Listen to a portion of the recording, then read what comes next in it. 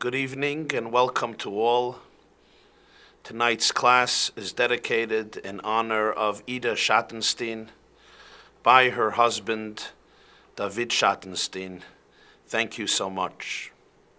They tell the story about a Jew who decided there's not enough spirituality in Judaism.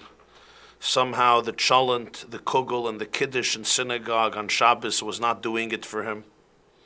So he travels to the Far East. He decides to become a monk. And he comes into the monastery, and they tell him it's fine, you could become a monk, but it's years and years of training. In addition to the fact that there's no talking for 5 years, and every 5 years you can say only 2 words. Do you agree with these conditions? And the Jew says, I agree, I'm in. Are you sure? The monk who's there asks him. I mean, I know you're a Jewish person. You're not going to speak for 5 years? And every 5 years you will only say 2 words?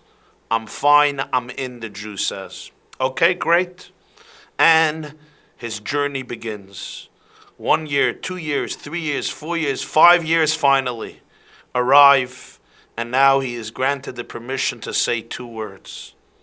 And he says 2 words. Food bad. Okay? Another 5 years pass. He hasn't said a single word. After 5 years pass, the second set of 5 years, he's granted once again the permission to say 2 words. And his 2 words this time are mattress bad. Okay? Another 5 years pass, and once again he is given the permission to say 2 words. It's now been 15 years. And the Jew turns to the chief monk and says 2 words, I quit. And the monk says, good, about time that you quit. And the Jew says, why good? And he says, well, all you have been doing since you came here is complaining. That's it you have been doing, nothing but complaining. Food bad. Mattress bad. What do you expect? It's about time that you're quitting. This anecdote is an appropriate introduction, I think, to our discussion this evening, where we will explore the respective forms of labor by 3 families of the Jewish people discussed in this week's portion. In the portion of Naso, in the book of Bamidbar, the book of Numbers. As you know, Levi was the 3rd son of the 12 sons of Jacob, of Yaakov Avinu. Levi and his wife gave birth to 4 children, 1 daughter, Yocheved, and 3 sons. The names of the 3 sons were Gershon, Kahas, and Merari. Yocheved is the famous mother who married Amram, her nephew. Amram was a son of Kahas. And she mothered Aaron, Moshe, Miriam. Aaron, who becomes the high priest of Israel. Miriam, the famous prophetess Miriam, as well as Moses, Moshe, who becomes the great teacher and leader of the Jewish people. The other 3 sons, Gershon, Kahas, and Merari, they became the fathers of the Levite family, of the family of Leviim. And at the end of the portion of Bamidbar and in the beginning of the portion of Naso, they are designated to carry the tabernacle, the Mishkan, the sanctuary, during the 40-year sojourn of the Jewish people in the Sinai desert. From time to time, they had to transport the sanctuary from one location to another location. It was these 3 families, Gershon, Kahas, and Merari, the children of Levi, who were designated and responsible to carry the furniture and the items and the vessels of the sanctuary from one location to another location.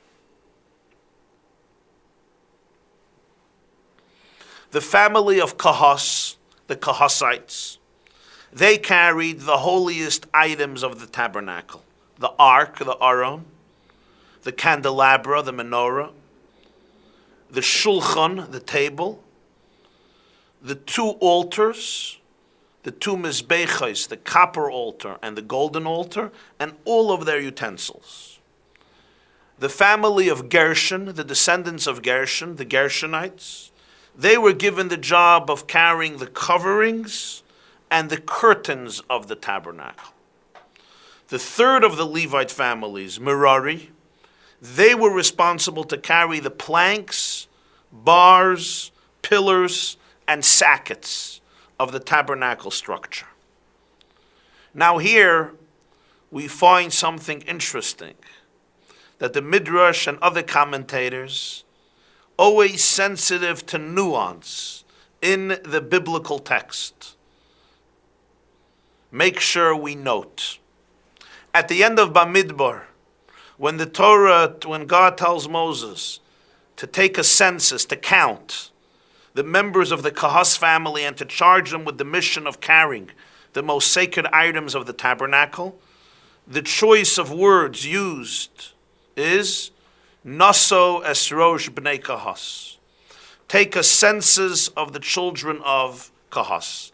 Literally, Naso esrosh means elevate the head of the children of Kahas, which is a euphemism of counting them, taking a census and designating them through this count for a particular labor, which is a form of status, of elevating their head, elevating their status, which is why you're counting them, because they're designated for a special mission, for a unique, significant form of labor. In the beginning of Naso, God tells Moses, Nasoi esroish bnei Gershon gam heim. Take a census of Gershon as well. Just as you have done it to Kahas, do it to Gershon. And here again, the choice of words is Nasoi esroish bnei Gershon. Elevate the head of the children of Gershon as well, just as you have done to the children of Kahas. Later, when the Torah discusses Merari, the third Levite family, the word Naso esrosh is not to be found. He just says the children of Merari are to be counted and be designated to do this labor in the tabernacle. They do not get these words, Nasa Yisroel, elevate the head, although they're counted, there's a census taken of them, and they also have a mission in carrying this tabernacle. Why the difference? Now, in the literature of Hasidism, there is often the discussion of the fact that this whole experience of Gershon, Kahas, and Merari carrying different parts of the tabernacle is not just a historical story that occurs thousands of years ago when the Jews are carrying the tabernacle, but it is reflected also in the heart and the soul of every individual. The story of the Levites transporting the tabernacle is not only a story about a particular family thousands of years ago, but it's also an individual story, reflected in the microcosm, within the psyche and in the heart of the Jewish people. We can, in other words, make this story relevant and significant to our lives as well, in the present day and age, individually and collectively. But in order to do this, we have to delve deeper into the symbolism of these three families and the work they did in the tabernacle. And as usual, the symbolism is contained in their names, because in Judaism, the name often reflects a very powerful truth about the soul which carries this name. Let us then understand these three names, Gershon, Kahas, and Merari, or in their order, the way they're discussed in this portion, Kahas, Gershon, and Merari, the way they're expressed collectively in Jewish history, and individually within each and every human being. There are three stages in Jewish history and three dimensions in each of our lives. Kahas in Hebrew means harmony. As the verse in Parshas Vayechi, V'lo yikas hamim, To him nations will gather and assemble. Kahas represents unity, integration, and harmony. Gershon in Hebrew, its etymology is the word garesh, expelling, to expel. This is Gershon. Merari, the translation of Merari from the word mar, is frustration or bitterness. Jewish history is comprised primarily of three stages. There was the time of Kahas, when all of the Jewish people in harmony were gathered together, assembled together in one land, in their homeland, in one country, living as one people in one land. This is the time when the Jewish people entered into the land of Israel.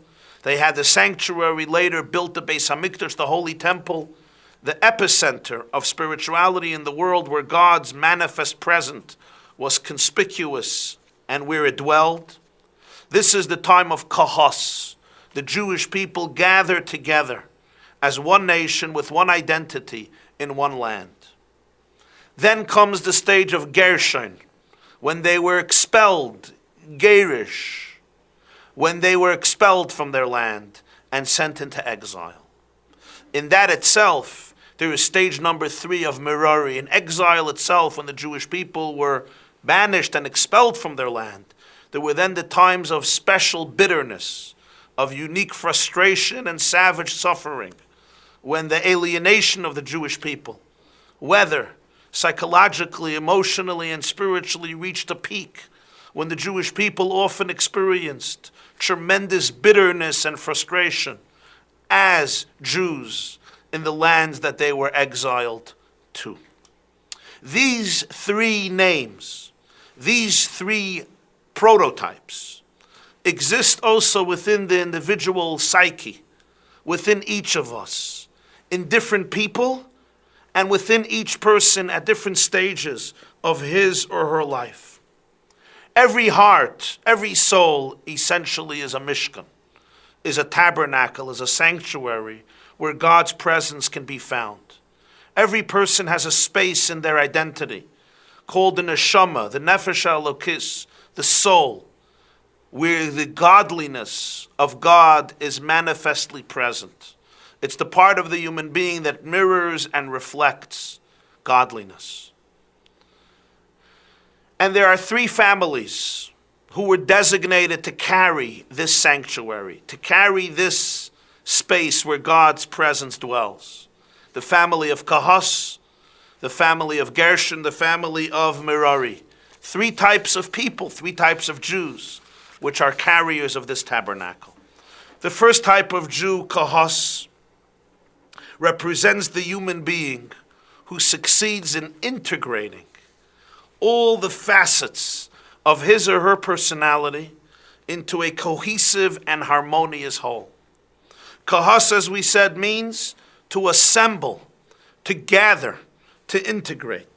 This is the remarkable individual who manages to transform all of his or her traits and characteristics into sacred items, all of his or her limbs and organs into sacred utensils, housing the presence of the divine reality. So this is a person who experiences true wholesomeness, unity, oneness, and harmony in his or her life. This is the person, therefore, who carries the ark, the candelabra, the table, the altars, because this person's life has become saturated with their inner soulfulness, with their most meaningful dimension which permeates the entire personality of this human being. So there's total integration and peace in this person's life. All of him or her has been transformed into the holiest items of the tabernacle, and this is what he carries each day of his life or her life. Then there is the second type of Jew, Gershon, the name of the Levite family assigned to carry the coverings and the curtains of the holy tabernacle. Gershon personifies the human being who constantly needs to expel and drive away, gerish, the immoral impulses, sensations that intrude on his or her psyche. This individual cannot define himself as harmonious and complete. His job in life, rather, is to ensure that the sacred tabernacle existing within his heart remains protected and shielded from the many physical and emotional hazards that threaten to undermine it. This is a person who needs to struggle and must fight to expel and banish thoughts, habits, instincts, cravings, appetites that threaten to undermine his tabernacle, that threaten to destroy his or her soul, that threaten to overtake his or her integrity, purity, goodness, kindness, and holiness.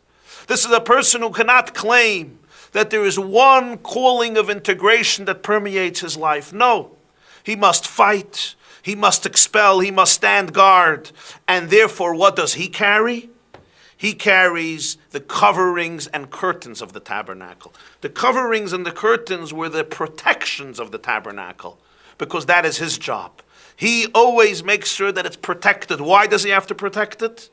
Because there are many thoughts and cravings that want to intrude on his psyche, on his purity, on his soul, and he must create the curtains and the veils and the partitions and the coverings to make sure that his sacredness, his truthfulness, his happiness, his wholesomeness is protected. And this is the second stage in Jewish history, and it's the second dimension in the human psyche. Now we understand why by the children of Kahas, the Torah uses the words Naso Yisroish, elevate their heads. By Gershon too, Naso Yisroish b'nei Gershon gam heim. True, Gershon is not on the same level like Kahas, but yet even the children of Gershon, Naso Yisroish b'nei Gershon gam heim, elevate their head as well. The level of Gershon is not the same level like Kahas. Kahas is the person who managed to create complete harmony and peace. Gershon is the person who still must struggle to expel, because there is negativity, there is darkness, there is laziness, there is apathy, there is sluggishness, there is melancholy, there is guilt, shame, fear, insecurity, or other forms of negativity that threaten him and undermine him. But he stands guard and he expels them, and therefore he too receives those words, Naso Yisroish b'nei Gershon gam heim. In Jewish history as well, there is the status of the Jewish people when they were in their land, Kahas, when they were expelled, and yet, even on the level of Gershon, there is the elevation of the soul and of the head, expelling all negativity. But then there is the third dimension, represented by the name and the family of Merari. Merari, the name of the family which carried the pillars and the planks of the tabernacle, personifies that individual who may not even be expelling the negative patterns, inclinations, and habits of his or her daily life. There are times that this person may stumble and fail and cannot say that he or she is in the level of Gershon, standing guard around the tabernacle, carrying and holding on to its coverings and its tents, making sure that no negativity infiltrates into the holiness of this person. But this human being is not apathetic to his lowly condition. He is mirari, mar. He is frustrated by it. He is perturbed by it. He is disturbed by it. He longs, he yearns, he pines for wholesomeness and redemption. They once asked a Jew, what's the difference between ignorance and apathy? And the Jew answered, he said, to tell you the truth, I don't know and I don't care. Merari is not in a state of apathy. Yes, he may not be the Kahas person, and he's not even the Gershon person, but he's frustrated by the status quo, by his condition. Here, by Merari, the Torah does not use the words Naso esroish, representing elevation, inspiration, exhilaration.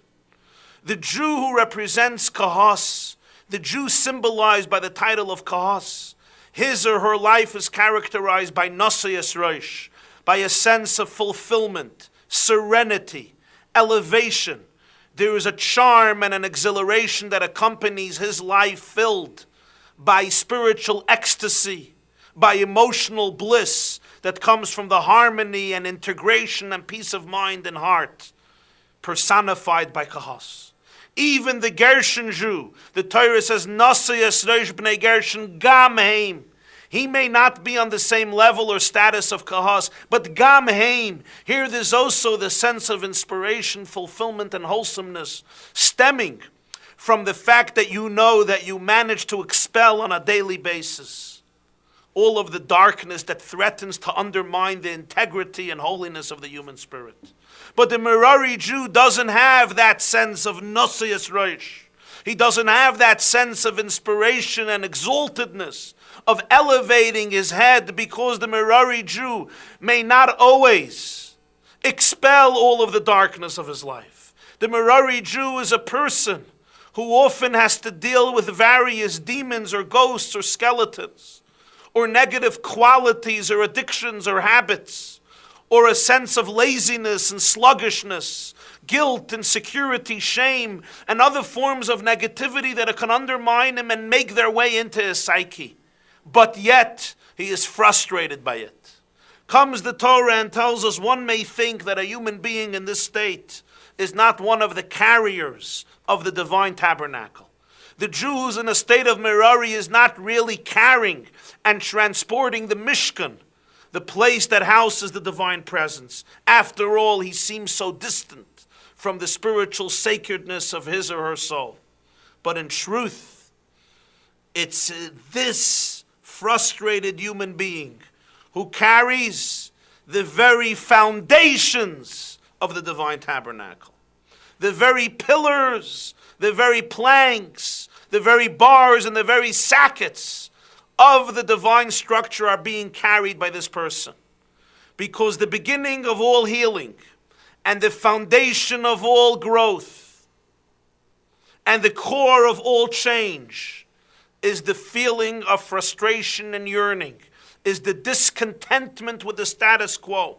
The disappointment and lack of contentment with one's present condition is what propels a person to discover and explore new horizons in life. If you're truly frustrated by your present situation, if you're in a state of Merari, you're in a place far better than you can imagine. Now get on with the journey in stride. One of the great Hasidic masters said, "Akrechts von Ayiden is tshuva ilah." The sigh of a Jew is a very high level of repentance. The very sigh, the very discontentment, and the humility that comes with that should not cause you to think that although there's no Naso esroish, there's no glamour, there's no sense of fulfillment. I'm such a great person, I'm such a good person. I'm a Kahas Jew, I'm a Gershon Jew. The Merari Jew doesn't feel that. But because he doesn't feel that, notwithstanding the fact that he doesn't feel it, and sometimes because he doesn't feel it, the very foundations of God's structure are being carried by the Jew called Merari. The Medrash Rabbi, when explaining the contrast between Gershon, Kahas, and Merari, and you have it in your curriculum right below the video, the Medrash Rabbi in Naso, Parsha Vav, Piska Dalet says, and I quote,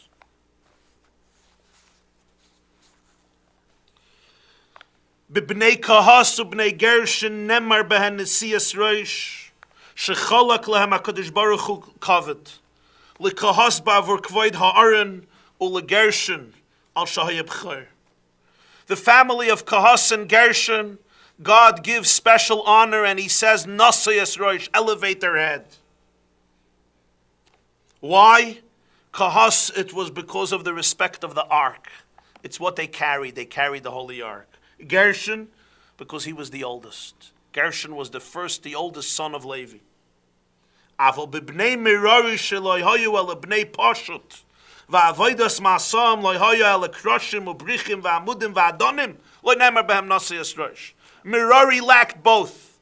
The children of Merari were bnei Pashut. They were the children of a simple member of the Levite family, not of the B'char, not of the oldest. On the other hand, what was their labor? They didn't carry the ark like Kahas. They carried the pillars, the planks, the sockets, the bars. So themselves, they were not the oldest like Gershon. What they did, they weren't dealing with the holy ark. They were dealing with the pillars and planks. And therefore, by them, it doesn't say Nasi Yisrosh. This represents the story of Merari psychologically and spiritually as well. He's not the oldest. He's not the B'chor. He doesn't have that superiority, that sense of exaltedness. And what is he carrying? He's not dealing with the holy ark, not even with the tents. He's dealing with the barren planks and bars and so forth. And he's Bnei Pashut. He's the child of the Pashut, of the simple one. And yet, on a deeper level, it's he who is carrying the very foundational structures of the tabernacle. It's that sense of yearning and frustration. I want to get out of here. I am disappointed. That carries within itself the deepest sparks and the deepest hope for healing and redemption. Sometimes you're not in a state of spirituality where you can claim that there's complete integration.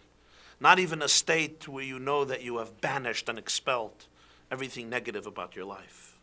But if there's a sense of yearning, of tzamalach hanafshi, if there's a frustration, remember that you're carrying the foundations, the fundamental aspects of the divine tabernacle, and now you can grow step to step from Merari to Gershon, and then from Gershon to Kahas. They tell a story about the holy Baal Shem Tov. A Jew once came to Rabbi Yisrael Baal Shem Tov, the founder of the Hasidic movement, and says, I hear that you're a great tzaddik, you're a righteous man, and I'm looking to be able to experience tremendous spiritual heights. I want to have Gilui Eliyahu, which is the term, I want to be able to see Elijah the prophet. The Baal Shem Tov looks at him and says, you think you just come here and you merit the revelation of Elijah the prophet? Go home, work on yourself. It's up to you. Excavate your soul, discipline yourself, challenge yourself. Refine your qualities, your characteristics, your traits. And then you may merit some great spiritual revelations, and then come back here. Don't come back here for 10 years till you finish working on yourself. And the man says, okay. And he leaves the chamber of the Baal Shem Tov and he goes home. And for 10 years he challenges himself to his core. He disciplines himself and mortifies his body and works on his character and on his faculties and on his personality and tries to grow higher and higher in his service of God, in his prayer, in his self-refinement and sense of transcendence, but doesn't feel that he really got anywhere. Certainly he did not see Elijah the prophet. And after 10 years, he comes to the Baal Shem Tov. But this time he's a very different person. He's broken. He's frustrated. He comes in, he says, Rebbe, 10 years down the drain. 10 years hard labor in vain. I achieved nothing. I worked and worked and worked. Elijah the prophet I never saw. Godliness I did not experience. Alles gepatet, it was all wasted. It was all in vain. I achieved nothing, I acquired nothing. The Baal Shem Tov looked at him and said, don't say you acquired nothing. You acquired something very great and very deep, maybe the greatest of all. You acquired anava. You became a humble human being. Have a good night.